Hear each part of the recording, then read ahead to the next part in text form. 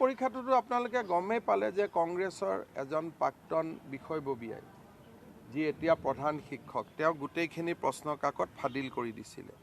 গতিকে এতিয়া আমি চাব লাগিব যে এইটো টকা পইচাৰ কাৰণে কৰিছিল নে ৰাজনৈতিক উদ্দেশ্যত কৰিছিল।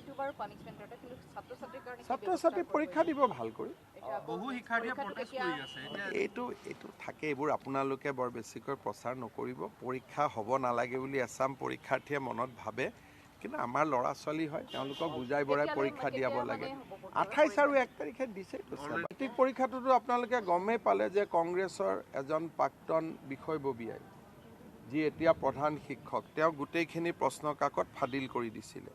গতিকে এতিয়া আমি চাব লাগিব যে এইটো টকা পইচাৰ কাৰণে কৰিছিল নে ৰাজনৈতিক উদ্দেশ্যত কৰিছিল। ছাত্ৰ ছাত্ৰী পৰীক্ষা দিব ভাল কৰি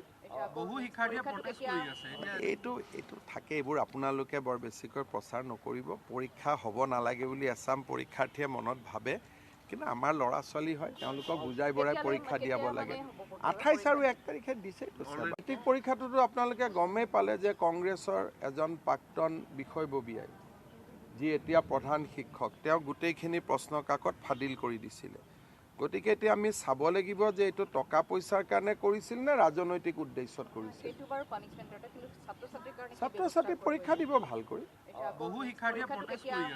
এইটো থাকে, এইবোৰ আপোনালোকে বৰ বেছিকৈ প্ৰচাৰ নকৰিব। পৰীক্ষা হ'ব নালাগে বুলি এছাম পৰীক্ষাৰ্থীয়ে মনত ভাবে, কিন্তু আমাৰ ল'ৰা ছোৱালী হয়, তেওঁলোকক বুজাই বঢ়াই পৰীক্ষা দিয়াব লাগে। 28 আৰু 1 তাৰিখে দিছে। মেট্ৰিক পৰীক্ষাটোতো আপোনালোকে গমেই পালে যে কংগ্ৰেছৰ এজন প্ৰাক্তন বিষয়ববীয়াই যি এতিয়া প্ৰধান শিক্ষক তেওঁ গোটেইখিনি প্ৰশ্ন কাকত ফাদিল কৰি দিছিলে। গতিকে এতিয়া আমি চাব লাগিব যে এইটো টকা পইচাৰ কাৰণে কৰিছিল নে ৰাজনৈতিক উদ্দেশ্যত কৰিছিল। ছাত্ৰ ছাত্ৰী পৰীক্ষা দিব ভাল কৰি এইটো থাকে, এইবোৰ আপোনালোকে বৰ বেছিকৈ প্ৰচাৰ নকৰিব। পৰীক্ষা হ'ব নালাগে বুলি এছাম পৰীক্ষাৰ্থীয়ে মনত ভাবে, কিন্তু আমাৰ ল'ৰা ছোৱালী হয়, তেওঁলোকক বুজাই বঢ়াই পৰীক্ষা দিয়াব লাগে। 28 আৰু 1 তাৰিখে দিছে।